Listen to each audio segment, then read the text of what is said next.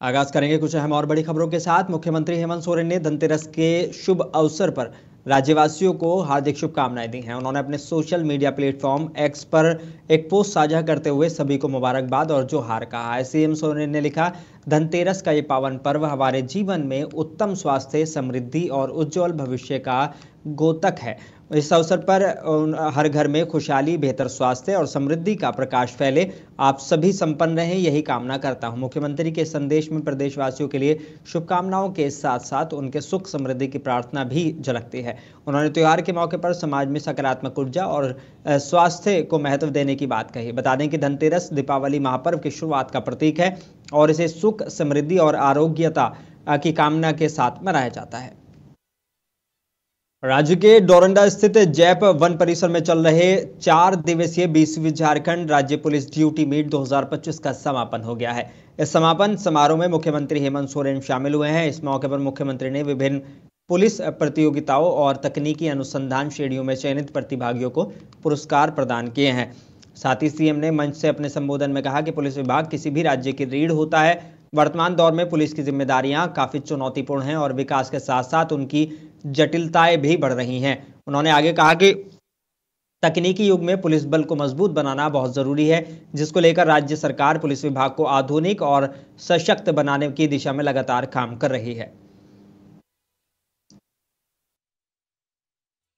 साथ मंच पर उपस्थित टीम जो यहाँ विभिन्न प्रतियोगिता में भाग लिया, उन सब का मैं हार्दिक अभिनंदन करता हूँ और अपनी ओर से जोहार करता हूँ। लगभग 4 दिनों तक यहाँ आप लोगों के बीच में कई प्रतिस्पर्धाएं हुई, कई जवानों ने हिस्सा लिया और अनेकों पुरस्कार से भी आप नवाजे गए। अभी निश्चित रूप से पुलिस विभाग किसी भी राज्य का एक रीढ़ की हड्डी के समान होता है। पुलिस विभाग की जिम्मेवारी आज के दिन में निरंतर चुनौतियों भरा देखने को मिल रहा है।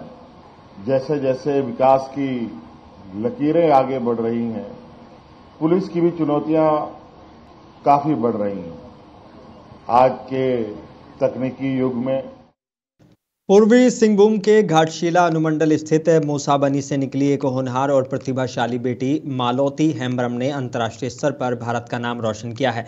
उन्होंने हाल ही में जर्मनी की राजधानी बर्लिन में आयोजित प्रतिष्ठित जर्मन इंडिया समिट 2025 में भारत का प्रतिनिधित्व किया है। यह सम्मेलन 6 और 7 अक्टूबर 2025 को आयोजित हुआ था, जिसमें भारत और जर्मनी दोनों देशों के नीति निर्माताओं, उद्योगपतियों, तकनीकी विशेषज्ञों ने भाग लिया।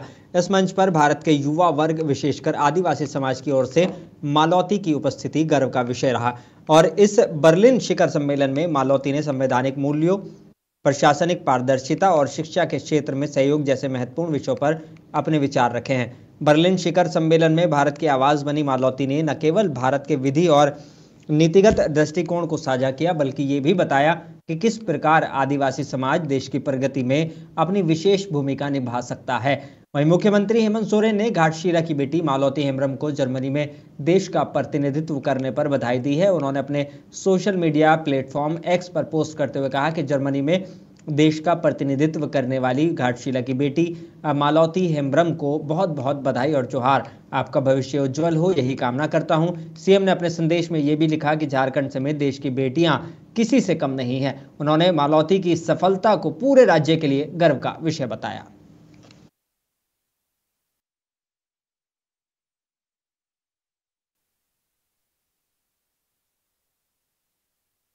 और झारखंड के मुख्यमंत्री हेमंत सोरेन ने रांची स्थित मुख्यमंत्री आवासीय कार्यालय में लातेहार जिला में प्रस्तावित राज्य के पहले टाइगर सफारी प्रोजेक्ट का प्रेजेंटेशन देखा है।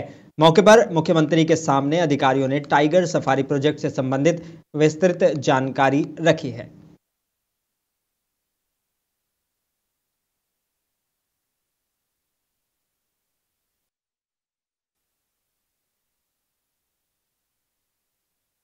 और राज्य के बिरसा मुंडा एथलेटिक्स स्टेडियम में 24 से 26 अक्टूबर तक चौथी south Asian senior athletics championship का आयोजन किया जाएगा। 3 दिवसीय इस प्रतियोगिता में भारत सहित 6 एशियाई देशों के लगभग 300 एथलीट और 150 तकनीकी अधिकारी भाग लेंगे। इस मौके पर झारखंड सरकार के पर्यटन, कला, संस्कृति, खेल मंत्री सुदिव्य कुमार सोनू ने आज रांची में चैंपियनशिप का लोगो, मस्कट और एंथम लॉन्च करते हुए कहा कि ये झारखंड के लिए गर्व की बात है।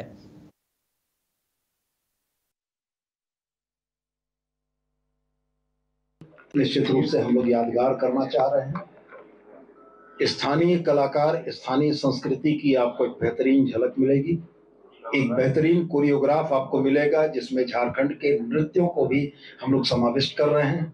और आप देखेंगे कि झारखंड के वो प्रचलित नृत्य एक के बाद एक हम पूरे देश और 7 देशों को शोकेस करेंगे। हम ये चाहते हैं कि झारखंड को जब खेलों की मेजबानी का अवसर अगर प्रदान हुआ है तो हमारी समृद्ध विरासत और हमारी समृद्ध संस्कृति की भी एक सुखद स्मृतियां लेकर यहाँ से हमारे मेहमान वापस लौटे। 24 तारीख को इसका हम लोग शुभारंभ करने जा रहे हैं। शाम के 6 बजे से यह कार्यक्रम होगा और भव्य सांस्कृतिक और रंगारंग कार्यक्रम है। और मैं निश्चित रूप से आपसे कहूंगा कि आपको पत्रकार की हैसियत से भी और झारखंड के एक नागरिक की हैसियत से भी आना चाहिए। हम लोग बात कर ले रहे हैं, निश्चित रूप से हमारा प्रयास होगा कि उसमें मुख्य अतिथि के तौर पर माननीय मुख्यमंत्री यदि उपस्थित हो पाते हैं तो इस कार्यक्रम में। रानीश्वर में आदिम जनजाति समुदाय के उत्थान के लिए बांसकुली पंचायत भवन में कल होने वाले जनसंवाद और समाधान कार्यक्रम की तैयारी आखिरी चरण में है। कार्यक्रम स्थल का निरीक्षण बीडीओ राजेश कुमार सिन्हा ने किया है और आवश्यक दिशा निर्देश दिए हैं। इस कार्यक्रम में प्रखंड प्रमुख, जिला परिषद सदस्य और कई पंचायत प्रतिनिधि मुख्य अतिथि के रूप में शामिल होंगे। कार्यक्रम में बड़ी संख्या में ग्रामीणों के शामिल होने की संभावना है, जिसे देखते हुए प्रशासन ने पुख्ता व्यवस्था की है।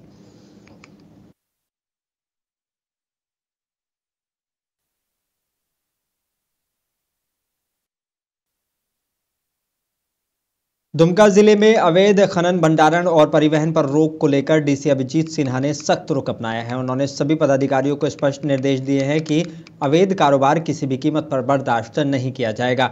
डीसी के निर्देश पर गुरुवार रात शिकारीपाड़ा के नवपहाड़ मोड़ स्थित लाइन होटल के पास खनन टास्क फोर्स की छापेमारी में 21 हाईवा वाहन अवैध बालू ले जाते हुए पकड़े गए हैं। छापेमारी का नेतृत्व जिला परिवहन पदाधिकारी और अंचलाधिकारी ने किया है। सभी वाहन बालू सहित जब्त कर थाने के सुपुर्द कर दिए गए हैं। सूचना मिलने पर जिला खनन पदाधिकारी ने जांच की और पुष्टि होने पर वाहन मालिक, चालक और अन्य संलिप्त लोगों के खिलाफ प्राथमिकी दर्ज कराई गई है। साथ ही अवैध कारोबारियों की पहचान कर कार्रवाई के निर्देश दिए गए हैं।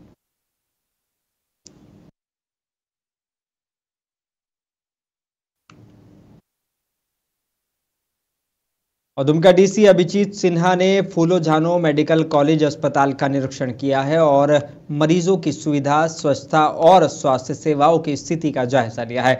इस दौरान उन्होंने अधिकारियों को कई जरूरी निर्देश देते हुए कहा कि अस्पताल में उपलब्ध दवाओं की सूची प्रमुख स्थान पर प्रदर्शित की जाए और इसे रोजाना अपडेट किया जाए। हेल्थ चेकअप सेवाओं की जानकारी देने वाला बोर्ड भी लगाया जाए। साथ ही हेल्थ इंफॉर्मेशन कियोस्क को तुरंत चालू किया जाए ताकि मरीजों को डिजिटल जानकारी मिल सके। मरीजों के परिजनों के बैठने के लिए पर्याप्त व्यवस्था की जाए और बेड की संख्या बढ़ाने पर कदम उठाया जाए।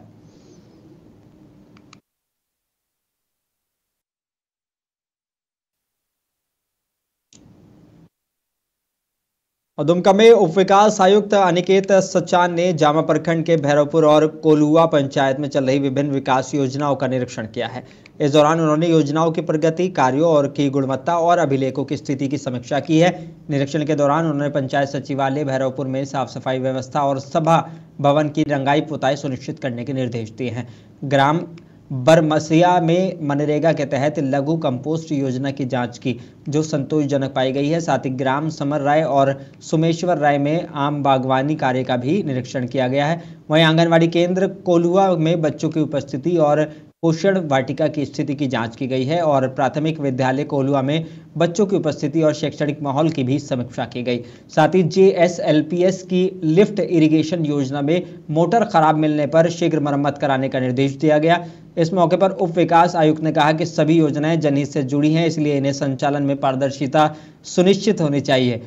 उन्होंने अधिकारियों को नियमित मॉनिटरिंग और सुधारात्मक कदम समय पर उठाने के निर्देश दिए हैं। के बोकारो स्थित मार्ग पर लौकैया में एक दर्दनाक सड़क हादसे में रामचंद्र महतो की मौके पर ही मौत हो गई है। जबकि शिवलाल सोरेन गंभीर रूप से घायल हो गए हैं। दोनों सड़क पार करने की तैयारी में थे, तभी गलत दिशा से तेज रफ्तार से आ रही बस ने उन्हें टक्कर मार दी। हादसे के बाद स्थानीय लोगों की मदद से उन्हें अस्पताल ले जाया गया, जहां रामचंद्र की को मृत घोषित कर दिया गया और शिवलाल को बोकारो रेफर कर दिया गया है। घटना से आक्रोशित ग्रामीणों ने रांची बोकारो मार्ग जाम कर विरोध जताया। उन्होंने स्पीड ब्रेकर और साइन बोर्ड लगाने की मांग की है। सूचना मिलते ही पुलिस मौके पर पहुंची और मामला शांत कराया।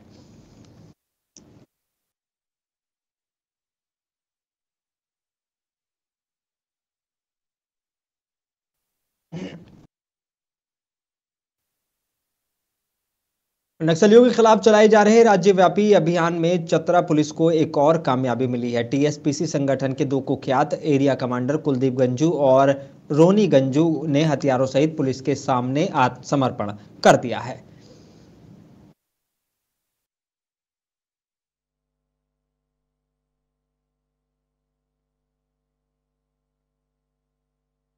दोनों जो है एरिया कमांडर हैं और दोनों पे 1-1 लाख का रिवार्ड है। और जो आत्मसमर्पण नीति है उसके तहत इनको बहुत सारी योजनाओं का लाभ भी मिलेगा।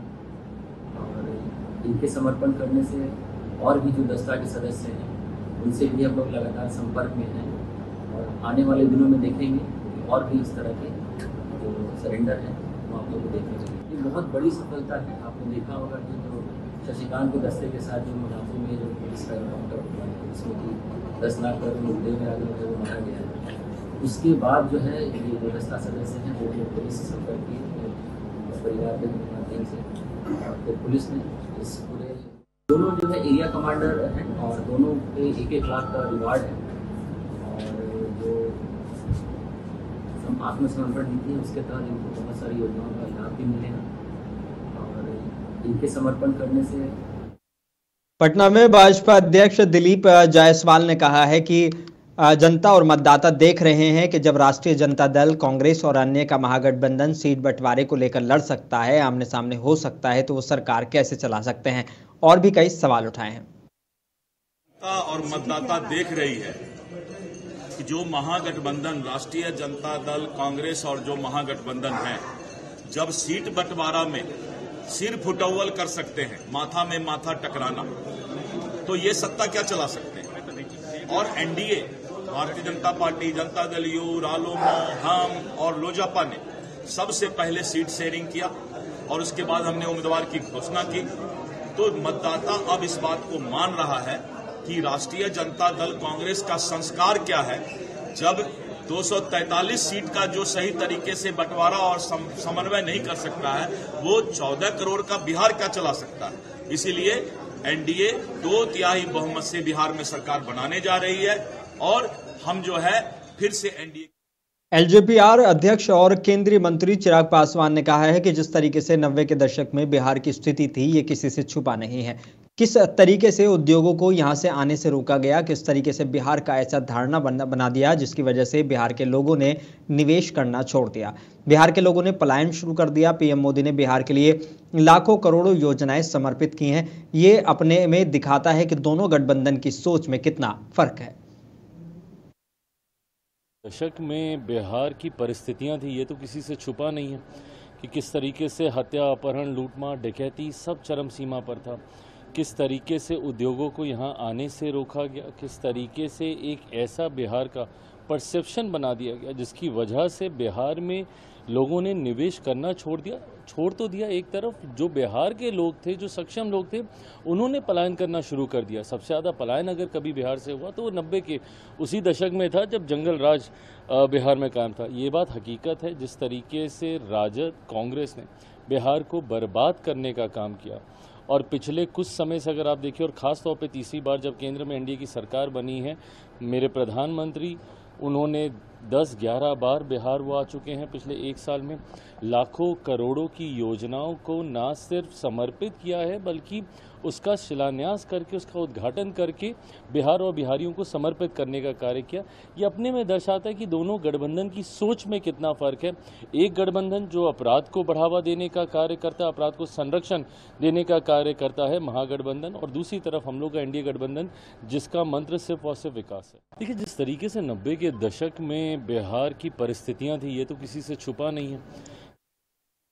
पटना में गोवा के मुख्यमंत्री प्रमोद सावंत ने कहा है कि केंद्रीय गृह मंत्री अमित शाह ने कहा कि साल 2026 तक भारत को नक्सल मुक्त करना बहुत जरूरी है। विकसित भारत के साथ नक्सल मुक्त भारत होना बहुत जरूरी है।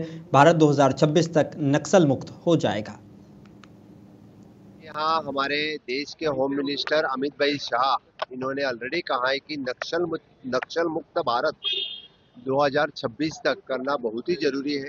इसलिए विकसित भारत के साथ साथ नक्सल मुक्त भारत होना बहुत जरूरी है और वो नक्सल मुक्त भारत 2026 तक पूरा हो जाए। और पटना में केंद्रीय मंत्री नित्यानंद राय ने कहा है कि महागठबंधन ने अभी तक सीट बंटवारे को अंतिम रूप नहीं दिया है, ये उनका मुद्दा है। हालांकि 2025 के चुनावों के लिए बिहार का माहौल स्पष्ट रूप से संकेत देता है कि महागठबंधन को करारी हार का सामना करना पड़ेगा। वो अपनी हार से इतने व्याकुल हैं कि वो ये तय नहीं कर पा रहे हैं कि एनडीए उम्मीदवार के खिलाफ किसे मैदान में उतारा जाए।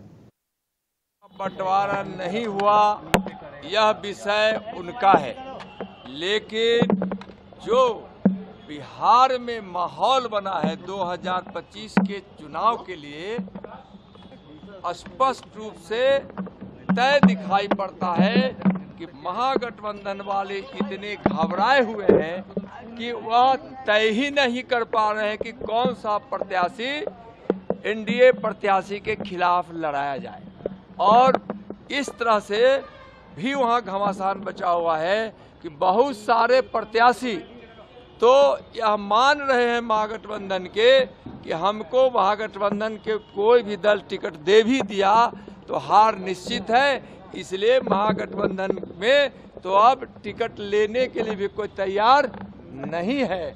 इसलिए हार उसका तय जो हो चुका है, इसी का परिणाम महागठबंधन में के भगीरथ प्रयास से विकास की गंगा इस देश के गांव गांव, घर घर, जन जन, शहर शहर, खेत खलिहान तक पहुंच रहा है और उससे इस देश के लोग लाभान्वित हो रहे हैं। देश से 30 करोड़ से भी ज्यादा गरीबी मिट गई और गरीबी मिट रही है। तो आज सबका साथ, सबका विकास, सबका साथ, सबका प्रयास जो पटना में हरियाणा के मुख्यमंत्री नायब सिंह सैनी ने कहा है कि इंडिया गठबंधन के पास झूठ के अलावा कुछ नहीं है। कांग्रेस और इंडिया गठबंधन के नेताओं ने झूठ बोलकर कुछ राज्यों में सत्ता हासिल की है, लेकिन वो वहां के लोगों का शोषण कर रहे हैं। आज नीतीश कुमार के नेतृत्व में बिहार का हर गांव सड़क से जुड़ गया है, हर गांव में बिजली पहुंच गई है, महिलाएं सशक्त हो रही हैं, बिहार में युवाओं को अच्छी शिक्षा मिल रही है। अंदर झूठ बोलते हैं। कांग्रेस ने और इंडी गठबंधन के नेताओं ने कुछ राज्यों के अंदर झूठ बोल करके उन्होंने वहां सत्ता तो काबिज कर ली थी, परंतु लोगों का शोषण ये इंडी गठबंधन के कांग्रेस के नेता ने कर रहे हैं।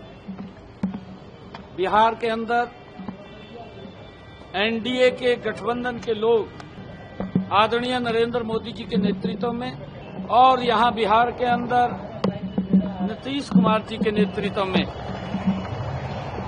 गति से विकसित भारत की विकसित बिहार की ओर ले जाने का काम कर रहे हैं। लगातार नीतीश कुमार जी उनके नेतृत्व में एनडीए यहां प्रतिनिधि कर रहा है। यहां विकास का अभाव था, जंगल राज था। किस प्रकार से गुंडागर्दी के कारण लोग भय के वातावरण में जीते थे। 5 बजे के बाद लोग कांग्रेस और इंडी गठबंधन के नेतृत्व वाली सरकार में 5 बजे के बाद घर बेटियां बाहर नहीं जा सकती थी। लोगों के अंदर झूठ बोलते हैं। दिल्ली में भाजपा सांसद प्रवीण खंडेलवाल ने धनतेरस 2025 पर जीएसटी के प्रभाव पर कहा कि इस बार पीएम द्वारा जो जीएसटी में रेट कट किए गए हैं और इसके साथ साथ उन्हें जो स्वदेशी का आह्वान किया है, उसके कारण से पूरे देश में खरीदारी करने का एक बड़ा माहौल है। सारे बाजारों में उत्सव की स्थिति दिखाई दे रही है। बाजारों में भीड़ है और वो भीड़ केवल देखने वालों की नहीं बल्कि खरीदने वालों की है। जीएसटी में जो रेट कट किए गए प्रधानमंत्री नरेंद्र मोदी द्वारा, और उसके साथ साथ उन्होंने स्वदेशी का जो आह्वान किया, उसके कारण से पूरे देश में खरीदारी का एक बड़ा माहौल है। सारे बाजारों में उत्सव की सी स्थिति दिखाई दे रही है। बाजारों में भीड़ है और वो भीड़ केवल देखने वालों की नहीं है, वो खरीदने वालों की भीड़ है। और आज धनतेरस है, तो धनतेरस पर मोटे तौर पर ये अनुमान है कि लगभग 60,000 करोड़ रुपए का व्यापार तो केवल सोने और चांदी और सिक्के इत्यादि या गहनों का होगा। वहीं दूसरी ओर लगभग 15,000 करोड़ रुपए का व्यापार बर्तन, रसोई के उपकरण और अन्य चीज़ों पर होगा। इसके अलावा वाहन इत्यादि खरीदना, पूजन सामग्री खरीदना आज शुभ माना जाता है। तो मोटे तौर पर धनतेरस पर आज पूरे देश में 1 लाख करोड़ रुपए का व्यापार होने वाला है, जो अपने आप में एक रिकॉर्ड है और ये दर्शाता है कि मोदी जी के नेतृत्व में भारत का अर्थतंत्र कितना मजबूत है। देखिए, इस बार जीएसटी में जो रेट कट किए गए प्रधानमंत्री नरेंद्र मोदी। दिल्ली विधानसभा उपाध्यक्ष मोहन सिंह बिष्ट ने सुप्रीम कोर्ट द्वारा दिल्ली एनसीआर में ग्रीन पटाखों की इजाजत दिए जाने पर कहा कि मैं कोर्ट को आभार प्रकट करता हूं और सरकार का भी आभार। उस समय होता क्या था कि लोग बाहर से पटाखे खरीद कर लाते थे और दिल्ली के वातावरण को खराब करते थे। इस बार ग्रीन पटाखों की मंजूरी कर सुनिश्चित रूप से व्यावसायिक लोगों के चेहरे पर खुशी आई है। ग्रीन पटाखे देखकर सरकार ने निश्चित रूप से बड़ा काम किया है। मैं सरकार को धन्यवाद करता हूं। निश्चित रूप से मैं माननीय उच्चतम न्यायालय का भी आभार प्रकट करना चाहता हूं। सरकार की जिस पीड़ा को लेकर के सरकार चल रही थी, उसके लिए मैं सरकार का भी धन्यवाद करना चाहता हूं। वास्तव में क्योंकि पटाखे एक ऐसे है, दीपावली के दिनों के अंदर अगर पटाखे के सिवा बाकी कोई नहीं था, तो उस समय होता क्या था कि बाहर से पटाखे खरीद करके लाते थे, दिल्ली के वातावरण को खराब करते थे।